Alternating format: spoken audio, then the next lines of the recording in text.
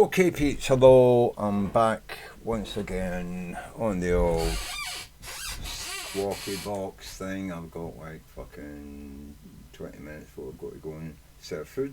So let's do this quite quickly. Okay, so we've got this girl, it's a comedy series on America. Does Gen Z know boomer history? Try not to fail. Name the four Beatles. Do you not know the names of the four Beatles? I don't know anything about the Beatles. This is very easy. I grew up with the Beatles, so. I love their music. I still listen to the Beatles. There's no one like them. They're still popular today. Girls would scream and swoon. Rhoda, did you scream and swoon? I probably did. I did attend them at the Dodger Stadium. Were you a big fan of the Beatles? I was. I still am. We got Zane. That's what it is. Other name for bathroom. Think of a man's name, bathroom. Okay. Luckily, my dad raised me with the Beatles. His favorite bands. Sounds like. In his name is a jewelry item. An earring back, a necklace, a ring. With another letter. Yeah. There's a Richie in here. No. Ringo. There you go. Ringo? That one. You got it. I've got to say that they're hints, but again, these are Americans trying to hint a British theme, a British meme to American kids who definitely have heard some of the songs but didn't know who was playing them. But yeah. A person who helps carry the coffin into and out of the church. Got it. I guess. Okay. Wait, that was a great clue. What? There's an Archie in here. Not even. Not even close. Sounds like Gorge. George. Okay, you ready? You ready for my answer? Alright. Leonard, Paul, Ringo, and James. John Lennon, Paul McCartney, George Harrison, Ringo Starr. Okay, John Lennon, Sam Ring, and then there's a Tom. There's always a Tom in every group, right? There's gonna be a Tom.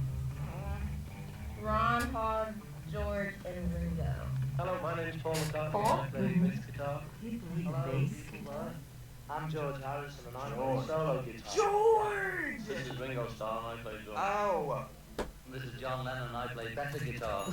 Better guitar. Hey, we got 50%. It's not bad. No, I mean, getting two out of them, with those descriptions, I don't think it's odd. So, anyway, this is, right, so this is Americans playing a game, guessing, British things, which is difficult. It's difficult even for British people when you think about it. We've got a couple hundred years more stuff to put into our pub quizzes than America's got, And most of the time when you add British stuff to your pub quizzes, it's this. It's like 19th century stuff, usually post-60s. You don't like to go into the past America. You've got a shameful past and you don't want to face up to it. Britain, on the other hand, faced up to the terrible past that we had, and we did something about it. When we realised we were doing something wrong, we changed our minds and decided to do the right thing. America keeps going down that road. Churchill said it best, I suppose. America, after it's tried every other thing that doesn't work, eventually does the right thing. And I think these are going through that at the moment, with this Donald Trump GOP MAGA thing. Anyway, that's on you fucking that, motherfuckers. But anyway, right, so I this other thing, is it this one? It was this one, right? This is the other side of America. Hear about the process by which Robert Hur, the special counsel, ultimately concluded that Joe Biden has some sort of memory problem and used it as the basis to attack his mental acuity in the report itself. Now, And don't get me wrong, I'm British. Not only am I British, but I'm Scottish, so I hate a lot of things that the English Parliament enforces on us, But I can at least look at it and think, well, if you were running a society where you had to group together three, four when you start to include, but no, originally it was just England and Scotland and Wales. although Wales doesn't get a lot of mention, all the time. And then there was Northern Ireland, and then Great Britain was formed, and the British Isles and all that shit. Right? Anyway, let's not go down all that rabbit hole stuff. I mean, the thing is, it's hard to keep a community that is so diverse culturally and different, even morally, I mean, as I say, some of the ideas that the English brought to the Scottish people, like capitalism, didn't go down well with the Scottish people. And although we have accepted capitalism, what we have done is we've brought it into our hearts. We have accepted it, like the Romans did with all the religions they ever came across. Well, we have accepted the English capitalism, and we thought to ourselves, oh yeah, we could still have capitalism and still benefit from it as a community, as a people. The people that excel and make, lots and lots and lots of money, they can maybe help to pay for the things that the people that don't make a lot of money, it's that social capitalism. The problem we have in government is how do you reach that social capitalism that is a balance, between the people that make the extra money paying for the people that don't make money, and whether or not they think that it's like worthwhile. Now, back in the day, they thought it was worthwhile because they were the people with, not castles, but, big houses, but they were made of wood a lot of the time, with a bit of stone around the borders, to fucking bolt it up, and a fence around it, your house, not a wall. Not everybody lived in castles, not everybody lived in castles. You could be robbed. They could come and steal your cattle and cut your son's throat who was tending the cattle in the bit. You could lose your son, you could lose your cattle, your livelihood, and that would be you. So yeah, people were a bit rougher back then with dealing with people who came on their land or looked mad at them or, tried to steal from them, But we set up rules between us that made us all sort of like be able to work together. But then you get these pricks that come along who say, oh, you don't want to listen to him, he's only saying that because it's good for him, you follow me, I'll do good for you, and the Trumps and the Hitlers and the Lenins and Stalins and Putins of the world promise you the sun, the moon and the stars, and how much of a bright future you've got if you follow them down this path of destruction, of murdering, singling groups and people out and murdering them and killing them, and at the end of it, it's all going to be wonderful. You're going to feel so good about yourself you've done these horrific fucking things. You're going to be feeling so good about yourself that you're going to be in a new realm of wondrous fucking prosperity and all that shit, right? These people are never going to bring you anything but pain and misery. Do not fucking listen to them. Nobody can promise you the promised fucking land. Nobody. Not even God. Because God's not here on the fucking earth and isn't providing anything. You can pray as much as you fucking want. But when the water's gone, the water's fucking gone and your land is barren. Right? And you either have to pump water in or move. Right? Or starve to death. Trump's telling you he's going to just rain on your barren ground. He's just going to make a presidential fucking rip. Oh, it will rain in the sky over fucking Nebraska. Do you believe any of that shit? Philadelphia is going to be renamed if he doesn't become president. Really? That's a problem for America, that one man, one very old, befuddled man, said to a bunch of people, yeah, Philadelphia. Was it Philadelphia? It's Phoenix? I don't fucking know. It doesn't matter. He turned around and told a place in America, they're going to change your name if I don't get elected. And I'm like, what the fuck? And I think I heard people in the crowd cheering. Cheering. That if you don't vote for me, the other side is going to change the name of your, or is it a town, a city, a state? I don't fucking know. Phoenix. I think it might be, but Phoenix is a city, isn't it? Phoenix, Arizona. Phoenix is a city. Oh my God. I mean, America, what the fucking hell is going on with you, man? Now leading MAGA to suggest that Merrick Garland, who's a cabinet member, should invoke the 25th Amendment to have Joe Biden remove the More My Blood oil. I'm sorry, Merrick Garland, the guy that just got that hoe, I don't know if that's how you pronounce his name, that Trump hoe, or Trumpist hoe, or no, Trump supporting hoe, I don't know how you say it. Yeah, to Merrick Garland just let him release all of what he wrote in that report when it was Merrick Garland, it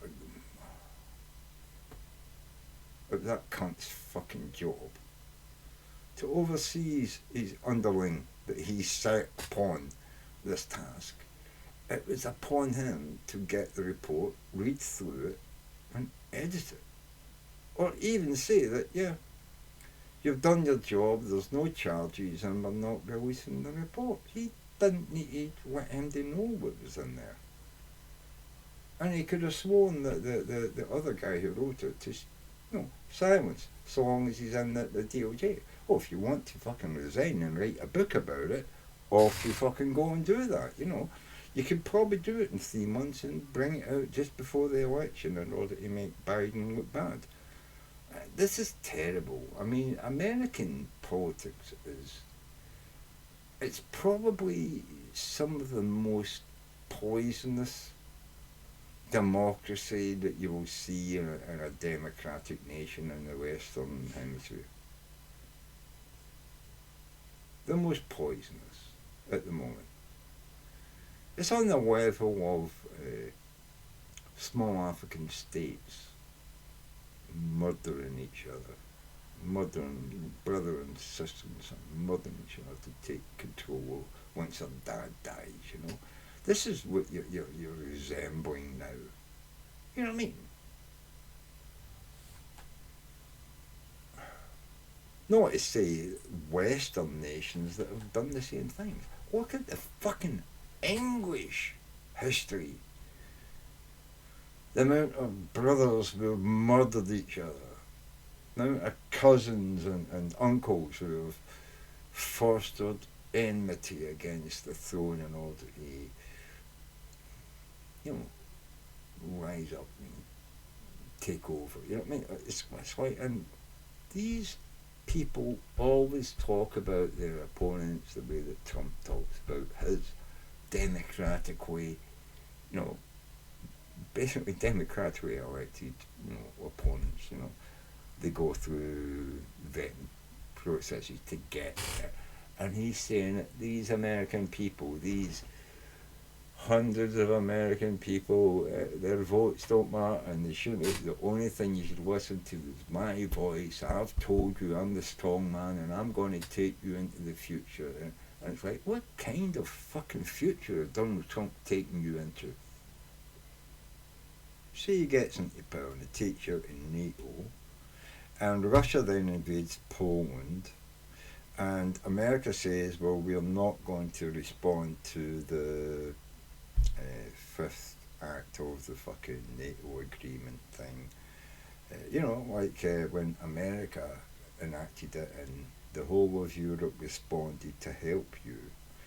When Europe calls that fifth act, and America is supposed to respond, America under Donald Trump is going to say, fuck off, I want Russia to fucking crush you because you didn't pay me some money.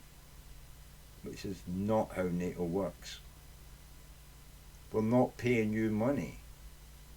The deal is we spend, I think it's between 3 and 5 or 8% of our GDP on arming ourselves so that we can defend ourselves. Now, countries go through years where they don't make as much money as they did last year, and they have to bail on paying for some things. And Donald Trump doesn't seem to realise it's easy to bail on NATO and pay to, keep your kids fed and your old age pensioners heated through the winter. America doesn't seem to understand that is why Europe doesn't always have the GDP to put into armaments. But then a lot of European nations haven't been at war since 1945. And they think NATO is a good fucking idea because they think that NATO and the agreement across the pond with America is what has stopped there being another war in Europe. And if Donald Trump comes in and says, well, America's leaving Europe and NATO, Europe then finds itself in the position of predatory Russia and predatory China. And who knows whether there's going to be a formation of Iraq, Iran, and some of the Saudi and Kuwait states, the Arab states. Who knows whether they're going to form up and realise that, yeah, you know what?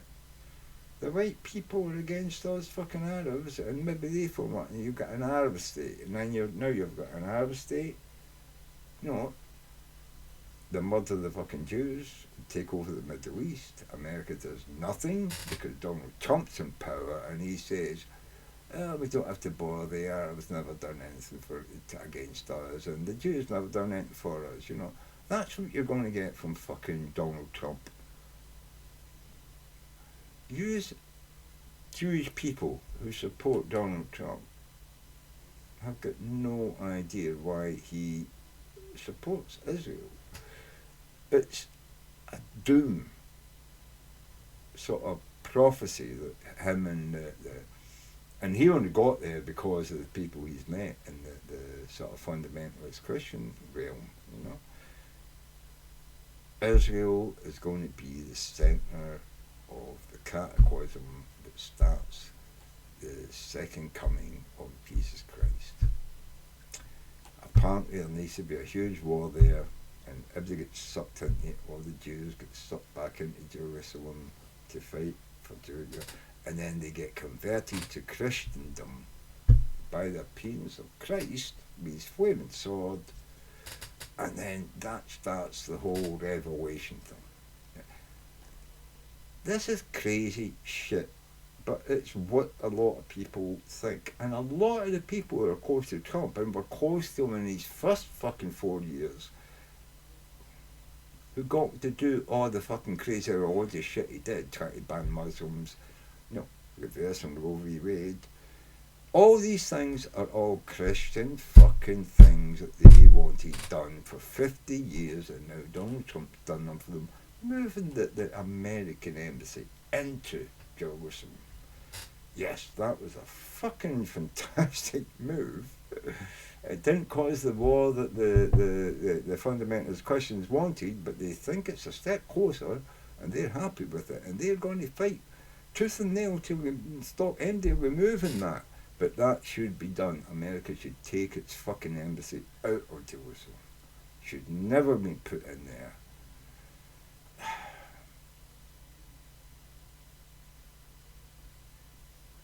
I have doubts about what's going to happen with the Supreme Court. But I think America, every step we take down this road with all these different judges and prosecutors and DOJ, top officials, trying to put the thumb on the scales in the weight of Trump. Cannon, for fuck's sake. And it's basically like, what, a 6-2 majority for Republicans in the Supreme Court. I don't know if I could be Joe Biden and just say, well, if Donald Trump is saying, I'm immune, I'm the president, I'm immune to everything, let's just kill 4 of the Republican, Supreme Court judges. let's call, Delta 6 or, whatever they're called, the attack team that, they were talking about. Let's Biden just call them in. Kill 4 of the fucking Republican justices. Immediately put into place, an emergency fucking, doctrine that you made up yourself, what Trump did. You know what I mean? That this was our attack on America, and now you're in total charge of the judicial system. You're going to just put 4 of your judges straight in there in order to balance the court for the next preceding court cases that they've already got on their docket, and then say, yeah, now we've got to move on and look at, protecting the southern border. Let's discuss that. I want to see discussions about that in the House and Senate every day for the next. No, let's not bother about the thing I just did. I want to see arguments in the House every day about the border and whether we're going to, reinstall this bipartisan border bill. I don't want to hear anything except that bipartisan border bill brought up in the Senate and the House for the next 14 to 30 days. Just hammer them, fuck them up, just anything, just throw it in there. Just put people in there just going to shout out, you know what I mean? What about this, what about that, you know what I mean? Just do what the Conservatives do, Democrats, you're not breaking the law if your people burst out and shout while there's a debate going on. Those people will happily go to jail, pay a $80 fine for, being, I blotted out through my passion for politics. I blotted out and I'm sorry, I apologise. £80 fine. You know what I mean? And just do that. Interrupt them as much as they interrupt you. If you don't do that, you're not using every tool at your disposal. And if you're not using every tool at your disposal, then don't expect to fucking win. The Republicans are using every tool at their disposal, and most of the time they lose doing that. But there's always those little cases where you think, oh, they'll never win anyway, we don't need to try so hard. No, you need to try hard all the fucking time. The only time you can light up is when you're sick of dying. And even then you should be phoning people and coughing on the phone and telling them, I hope you're doing your best. Do it for us. You encourage them by you've given your life to it and you're dying on your deathbed, and I would encourage them to go out there and fucking force those cunts to fucking listen, Find out how to get the nerve that triggers the brain, the little cell they've got left that makes them think, yeah, this guy wouldn't be good for me and my family if I would just crossed him once. You're just going to let them get that in their brain. One mistake. That's kind of like concentration camp fucking America, You fuck up, you say one bad word about them, but you fly out a window, you get hit by a fucking tram car, you have a heart attack in a coffee shop, whatever, yeah. God, that's a harsh way of living, to support your fucking leader.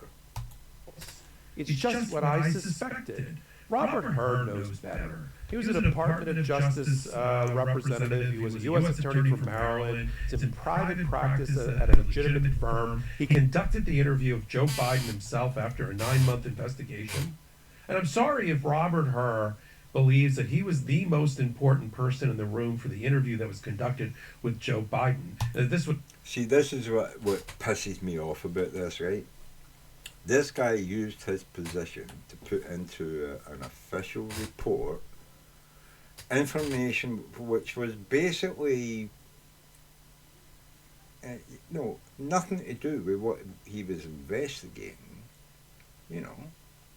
He wasn't there as a psychoanalyst to analyse, Joe Biden's cognitive brain activity. You know what I mean?